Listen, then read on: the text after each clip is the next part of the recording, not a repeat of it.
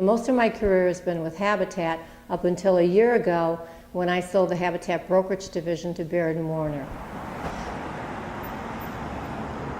I think one of the reasons that I had decided to sell was I could see that the market was really changing rapidly.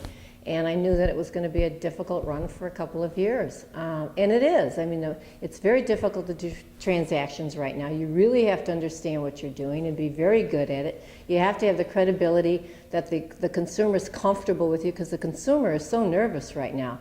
I mean, the sellers are, in some cases, you know, they don't even have enough equity left in the house to sell it. The buyers think that they're not sure, they don't know if the bottom's hit yet, and they're afraid to purchase. But people need housing, so if things are priced correctly, you can sell your home in this market today. And if the buyer has decent credit scores and some equity to put in the deal, it can be financed. Well, last year I did a combination of doing some marketing and then working my sphere. This year I'm going to concentrate strictly on working the sphere, because I really think that's where the business is.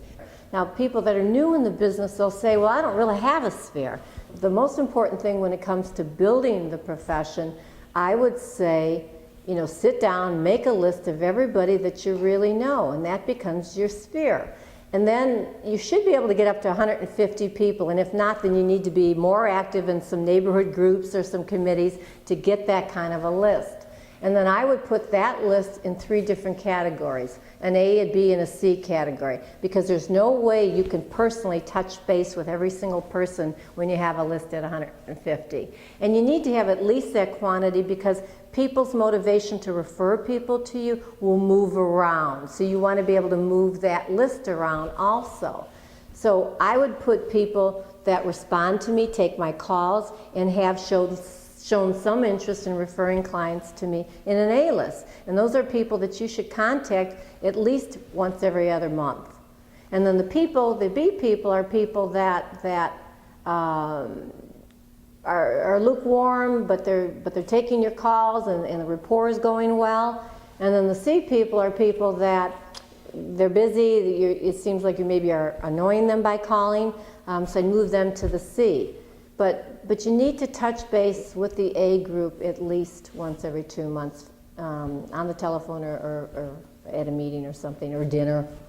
And when you call, you need to have some value. It's not, hi, you know, I want you to refer people to me. It's, hi, how are you, how's the family? Maybe it's something that's informative, like, God, rates really came down. Have you thought about refinancing now? You should maybe call our in-house lender. They hit 4.875 today. That's a very warm call. That call had value to that sphere person.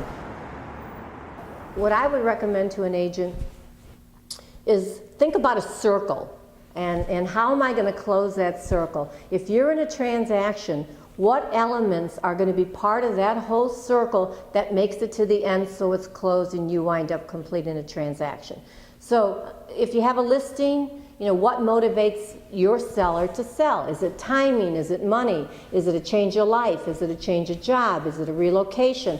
What motivates him? Once you can understand what motivates him, then when you get a buyer, you can find out what the buyer's motivation is, and then what you try to do is make sure you understand how to bring the two together and how to eliminate any issues from happening, whether it be financing or attorney's review. And you need to stay active in the transaction. A lot of agents will put something under contract, give it to the attorney, and then, you know, think they're going to show up at the closing table and you know, collect their check. They've lost control of their transaction when they're doing that. And the bottom line is you don't want fallout rate, or minimal fallout rate.